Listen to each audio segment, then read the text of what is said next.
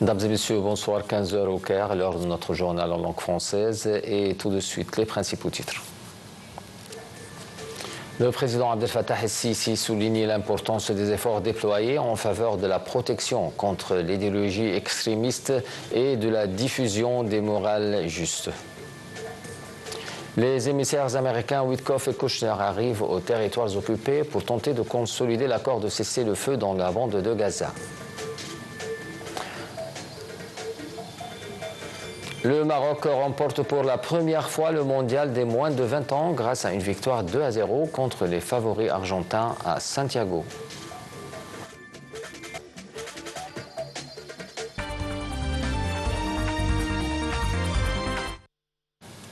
Et à la une des actualités, le président Abdel Fattah el-Sisi a souligné l'importance des efforts déployés en faveur de la protection contre l'idéologie extrémiste et de la diffusion des morales justes. Au cours de sa réunion avec le ministre de Waqf, Oussama El-Azhari, le président el-Sisi a enjoint de poursuivre les efforts visant à améliorer la situation des imams et des prédicateurs, à poursuivre les programmes de leur formation conformément aux systèmes et méthodes les plus récents et à lutter contre l'extrémisme religieux et contre le comportement négatif. La réunion était centrée sur l'examen de nombre de dossiers relatifs au travail du ministère de Waqf. Le président a également suivi le développement de la mise en œuvre de l'initiative de sensibilisation « Corrigez vos concepts », pilier fondamental de la stratégie du ministère de Waqf, construire une conscience religieuse et sociétale éclairée. Au cours de la réunion, le ministre de Waqf a indiqué que le ministère a récemment lancé le programme éducatif consacré aux enfants pour l'année 2025-2026 avec la participation de 20 880 mosquées à travers le pays. Le président el-Sisi a ainsi souligné la nécessité d'informer les enfants et les jeunes de la bonne culture religieuse. La réunion a d'autre part porté sur les moyens susceptibles de tirer le plus grand profit des actifs de l'autorité égyptienne des Waqf.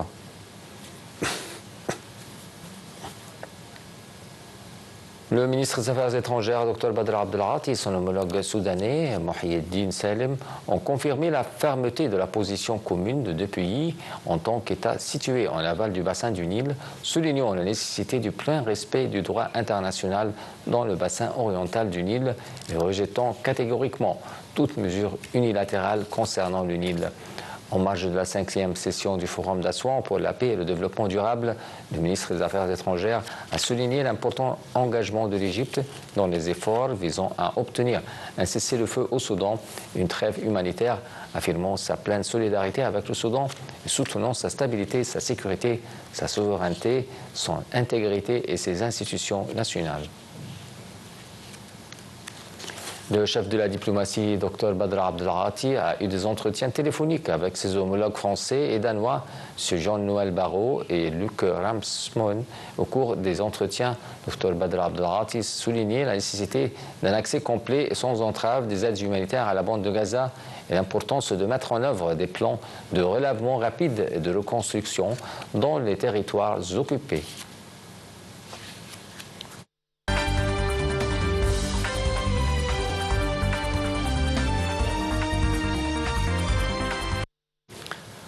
Passons aux territoires occupés. Deux Palestiniens ont trouvé la mort par les tirs des forces de l'occupation israélienne dans la région de Tofah, à l'est de la ville de Gaza.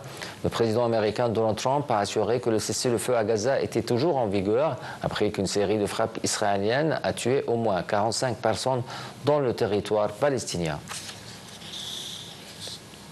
La défense civile opérant à Gaza a fait état d'au moins 45 personnes tuées dimanche, dont des civils et un journaliste au cours des frappes aériennes israéliennes. Ce sont les premières violences de cette ampleur depuis le début de la trêve, entrée en vigueur le 10 octobre. Dans un communiqué, le Hamas a affirmé n'avoir aucune connaissance d'incident ou d'affrontement à Rafah et a réaffirmé son engagement total à mettre en œuvre tout ce qui a été convenu, en premier lieu le cessez-le-feu.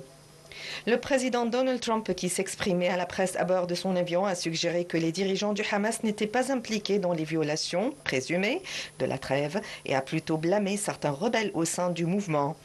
Sur un autre plan, le Hamas a annoncé hier avoir trouvé un 13e corps d'otage à Gaza, s'engageant, si les conditions le permettent, à le restituer plus tard à Israël.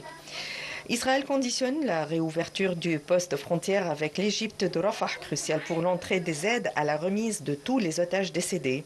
Selon le site Axios, l'administration de Trump a obligé le gouvernement de Netanyahou d'ouvrir les points de passage menant au secteur pour assurer l'acheminement des aides à Gaza. Après 2 ans de guerre destructrice et sous la pression du président américain, Israël et le Hamas ont conclu un accord de cessez-le-feu.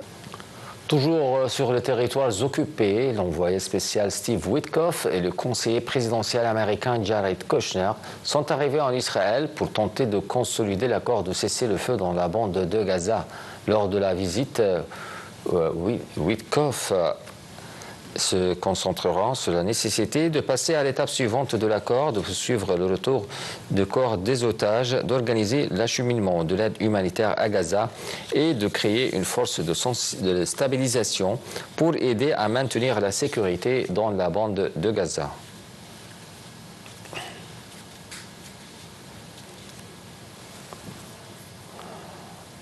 Le Croissant Rouge égyptien a envoyé le 54e convoi de Zaid el-Izza de l'Égypte vers Gaza. Un communiqué du Croissant Rouge égyptien a indiqué aujourd'hui que le convoi transporte environ 9000 tonnes d'aide humanitaire d'urgence, comprenant environ 4000 tonnes de paniers alimentaires et de farine, plus de 3000 tonnes de fournitures médicales et de secours essentiels pour le secteur, ainsi que plus de 2500 tonnes de produits pétroliers. Cette opération s'inscrit dans le cadre des efforts déployés par l'Égypte pour fournir un soutien alimentaire et humanitaire aux habitants de Gaza. Des responsables de l'ONU ont annoncé dimanche que les rebelles Houthis détenaient à Sanaa 20 employés des Nations Unies, dont le représentant de l'UNICEF au Yémen. Selon le porte-parole du coordinateur résident de l'ONU au Yémen, 11 autres employés yéménites ont été relâchés après avoir été interrogés et l'ONU est en contact avec les Houthis et d'autres parties pour résoudre cette grave situation le plus rapidement possible et mettre fin à la détention de tout le personnel. Jeudi, dans un discours télévisé, le chef des rebelles, Abdelmalek el-Houssi, a affirmé que ses forces avaient démantelé l'une des cellules d'espionnage les plus dangereuses, présentées comme liées à des organisations humanitaires telles que le Programme alimentaire mondial et l'UNICEF. Le gouverneur de la région russe de Belgorod, frontalière de l'Ukraine, a annoncé tôt ce matin que 2 civils ont été tués et un autre blessé dans ce territoire lorsqu'un drone a largué des explosifs sur une entreprise agricole. D'autre part, le ministère russe de la Défense a annoncé avoir intercepté et abattu 7 drones ukrainiens au-dessus de 4 régions russes pendant la nuit. Le ministère russe a également indiqué que ses forces ont détruit les positions des unités ukrainiennes dans la région de Donetsk.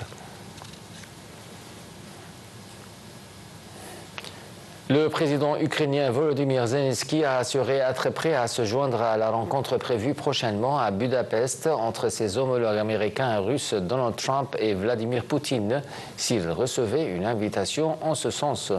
M. Trump et Poutine doivent se retrouver dans la capitale hongroise pour leur deuxième sommet destiné à trouver une issue à la guerre en Ukraine. Zelensky revient pour sa part d'une visite vendredi à Washington lors de laquelle il a échoué à convaincre le président américain de livrer des missiles Tomahawk à Kiev.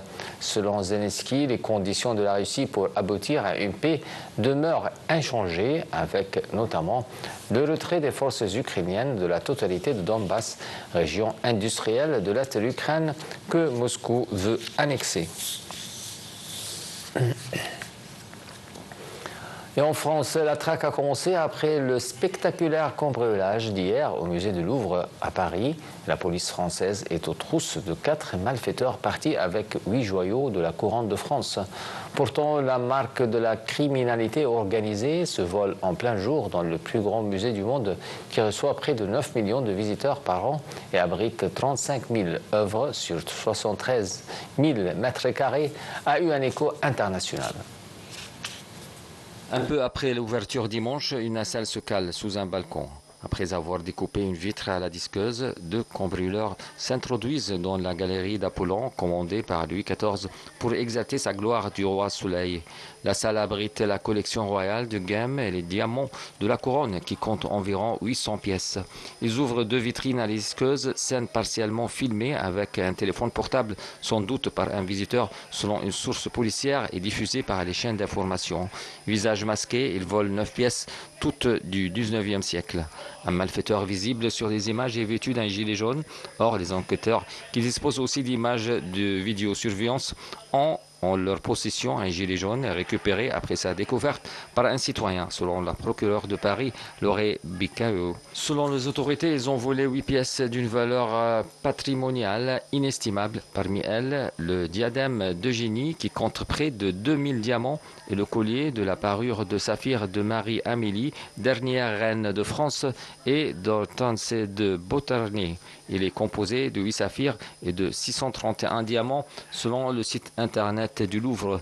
Le ministre de l'Intérieur a indiqué que l'opération a duré 7 minutes. Elle est le fait de cambrioleurs chevronnés qui pourraient être étrangers et éventuellement connus pour des faits similaires. Le président américain Donald Trump a menacé d'envoyer des militaires de la garde nationale à San Francisco, comme il l'a fait dans d'autres grandes villes américaines dirigées par des démocrates. Depuis son retour au pouvoir, Donald Trump a envoyé des militaires à Los Angeles, Washington et Memphis contre l'avis des autorités locales démocrates pour, selon lui, lutter contre l'immigration illégale et la criminalité, des actions vivement critiquées par l'opposition. Ces déploiements à Chicago et Portland ont, eux, été suspendus par des juges qui ont argué du manque d'éléments crédibles justifiant une telle mesure. Donald Trump a par ailleurs réitéré sa menace de recourir à l'état d'urgence pour poursuivre ces déploiements critiqués par l'opposition et des organisations de défense de droits civiques.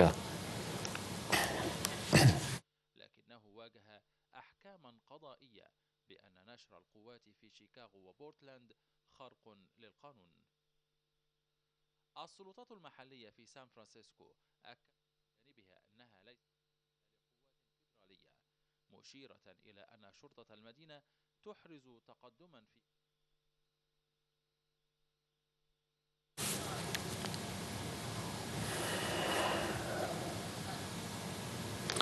Voilà, mesdames et messieurs, avec cette nouvelle, on vient à la fin de notre journal. Merci de l'avoir suivi et bonne soirée.